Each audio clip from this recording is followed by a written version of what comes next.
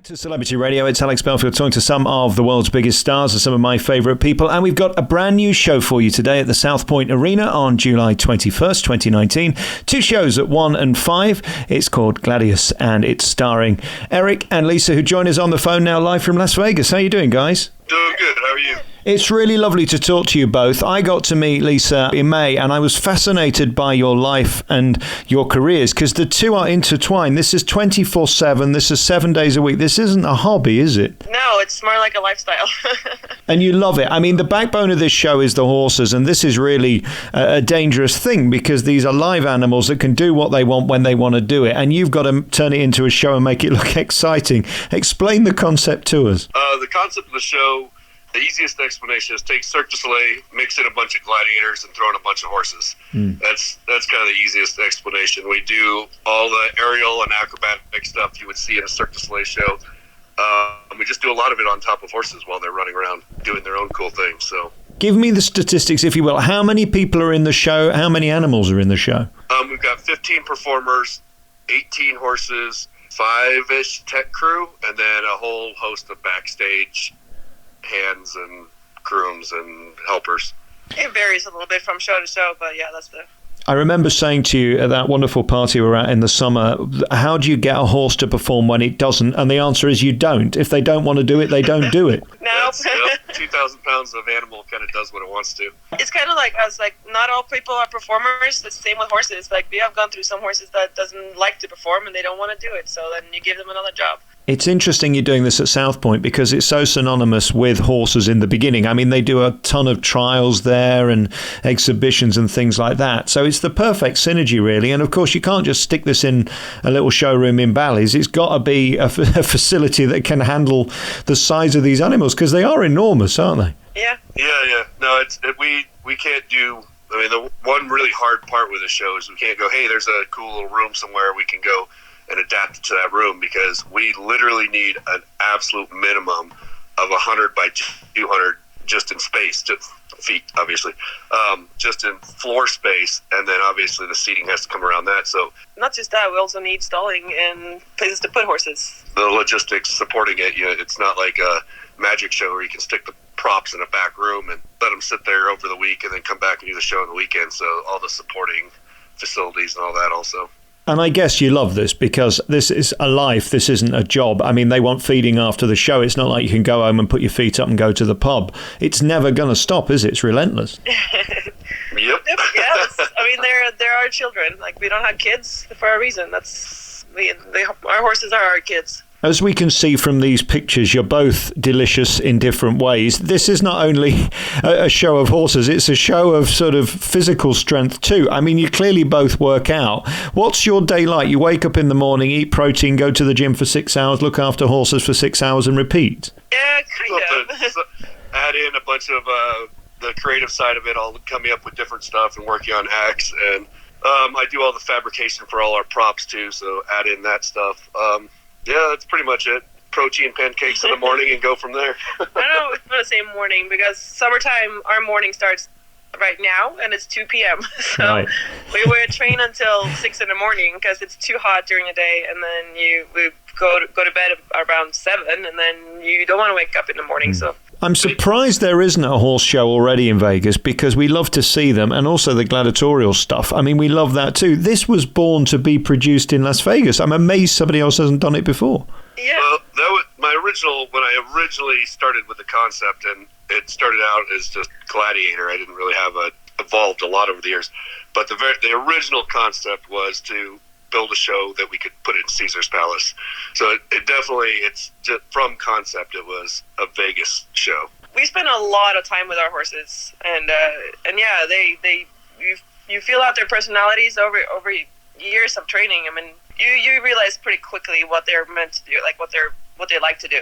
And that even changes over time too, as we have a young horse that's a little too hot for a certain piece, and he'll be doing one thing, and then as he matures and gets older, that might be something that he's not as good at anymore, but so he'll transition into a different part of the show. So they really sorry. So it's really fluid as far as what they do, and as we work with them, we kind of play with everything and just see what direction they like to go and kind of follow their lead. And how many times do you have to rehearse each bit before they're comfortable with it? Because not only are they doing tricks, there's also pyro, there's also lighting, there's bangs, there's you on top of them, you in costumes. There's a lot of stuff for them to understand that they're not necessarily going to. Right. That depends like crazy. Some horses, for some parts, take a long time to get used to certain things.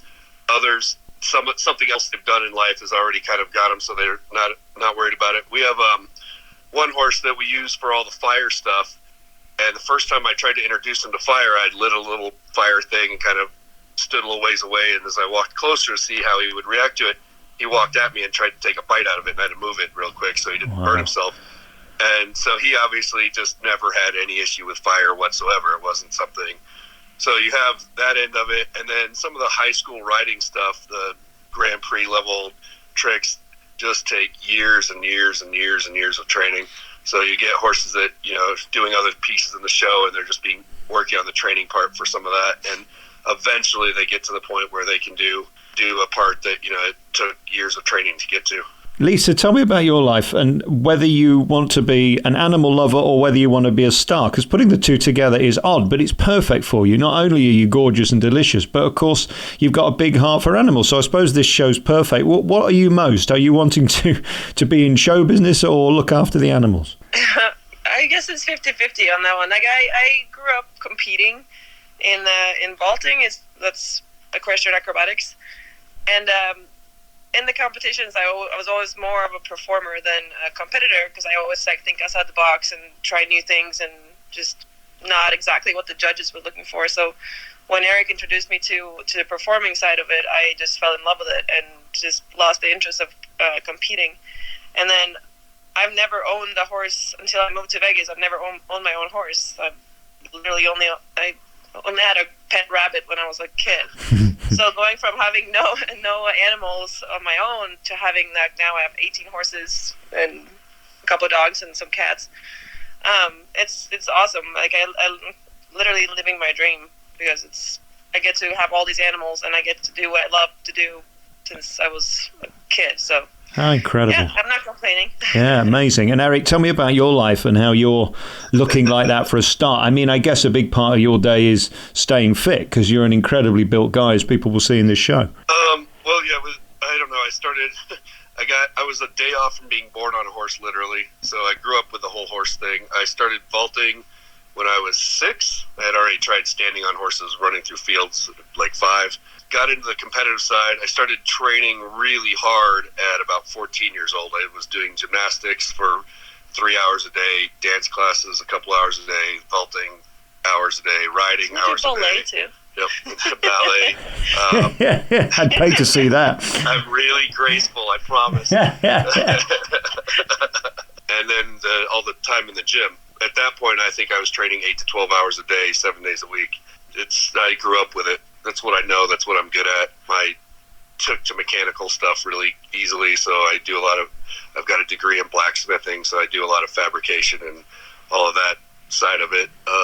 And yeah, I don't know. I'm not good at sitting around doing nothing, so it works well for me. The cubicles and me don't get along. Me too. And in terms of the show, I mean, people who put on a show in Vegas often spend about 1 to 3 months loading in and getting it right and all of that. You've got about 1 to 3 hours. How do you literally put it on in a day? It's an extraordinary feat of show business. Well, we have everything set up. We literally have the whole show set up in the backyard right now. We've got a big arena with aerial rigs and bleachers and the whole thing back here. So we're able to set up and actually train it at home on site, and then we literally just break this down, and it's all kind of set up because we knew it was going to be a touring show for at least a while. Everything is set up to transport really easily. Clever. So everything breaks down. We load it into the trailer. We drive down. We unload it. It's about a half a day probably, from when we pull into South Point till we would be able to, till we were able to run a full rehearsal anyway. Just incredible. And the cast, I mean, they must be excited to be part of this, because there's nothing quite like it. And you're using people from all over Vegas, from different parts of show business too. We actually have one guy coming from London tomorrow. Really? Yeah, we actually hired him. he friended Erik on Instagram, and he's the same kind of performer, but in the UK, and he's amazing. And then they connected really well on Instagram, and then they were just jokingly saying like, yeah, maybe I should bring you over for a show one day. And he was super excited about it, and we ended up doing that last summer when we had a show in California for 10 days, and we flew him in, and he was just awesome, and he clicked with the crew really well and with the horses, and he just took to things super easy. So we decided to bring him back for this show, and so he's flying in on Monday, and then he's flying out Monday, like the day after the show. Wow. For another gig. So we're using people from all over the place, and we hired a couple of new girls here locally, so we can actually have some of the crew here prior to the week of the show. Jesus, I can't even get an internet date on Tinder. You're flying people in from around the world. This is remarkable. When you're done with this, I'll give you some tips. Would you? Yeah, I need your help. Maybe if I look like you and got a sword in my hand, it might help. Tell me about the excitement of doing the show, because, of course, you've got to be on your toes and you've got to be able to ad-lib, because it might not necessarily go the way you rehearse it. I guess that's a big skill, isn't it? Making it look like it's the show, even if it's not. Well, the thing, and actually for me, one of the funnest parts is working with a live show, and you add live animals into it. It's even more so, is that a huge part of it is being able to adapt and do it instantly, and that's just a big part of it, because the horses aren't machines. They're gonna be a little different every single time. A performer gets nervous or stubs their toe or trips, or any number of small things can change something to where you can adapt to it, and no problem, you rock and roll. The audience has no idea that something's not exactly how it was supposed to be. But if you don't adapt immediately, it turns into a big disaster. And that, for me, that's one of the funnest parts. That's why I like doing live stuff so much more than film work, because on film it screws up, they just retake it. In live, you don't get that. You have to make it work regardless of what's happening. Yes. And that's a really cool challenge, and really it's just fun. Nothing gets boring that way. Yeah, like if some audience member is wearing a super green shirt and their horse sees that and is super scared of green, apparently, then you got to deal with that. It's just fun to be able to like read the animals like that, because suddenly they see something that you have no idea that. Oh, I didn't know that reacted to that. Can they even see colors? It's amazing. And for those who are worried about the horses taking part in it, I know they're better fed than you and better looked after than each of you. You certainly give them more rest than you get. I mean, these are your babies, and you would never put them in any sort of danger, and if they didn't want to do it, they don't do the show. It's as simple as that. Is that right? Yeah. No, they don't even do acts that they don't particularly like, so they're all doing stuff that they're comfortable with and that they like to do. For people that don't believe that or don't see it, if you ever watch us walk into the pen, the horses surround us. They come up to us. And when we retire a horse, which is, they get to a point where they need to be retired because they're getting older, and you can see it. We'll still go into the pen to get somebody else, and they'll come up and try to put their head in the bridle because they want to work. Oh, yeah, it's like they're like us. Like if I don't go to the gym and like. If I take 3 days off the gym, I'm getting antsy and I'm getting cranky and I need to go do something. And the horses are the same way. They if you let them sit in a pasture or in the pen for too long, they come up and they're pawing at the fence like, hey, come get me. Like I'm bored. I wish I could see this. July 21st, 2019 at 1 and 5 at South Point Arena. You can see Gladius. This is a remarkable show. I love the fact you put so much effort and time. This isn't just a one-day, two-show production. This is a lifetime's production. And Vegas, in my opinion, gets a bit lazy sometimes. But this is the benchmark. This is what Vegas should be doing, pushing forward, creating new stuff and bringing it to mass audiences. So I congratulate you on that. Pictures look stunning too. So thank you so much for your time. It's really lovely talking to you. No problem. Thank you. Gladius will be appearing July 21st at the South Point Arena. Guys, thank you for your time. Thank you. Thank you.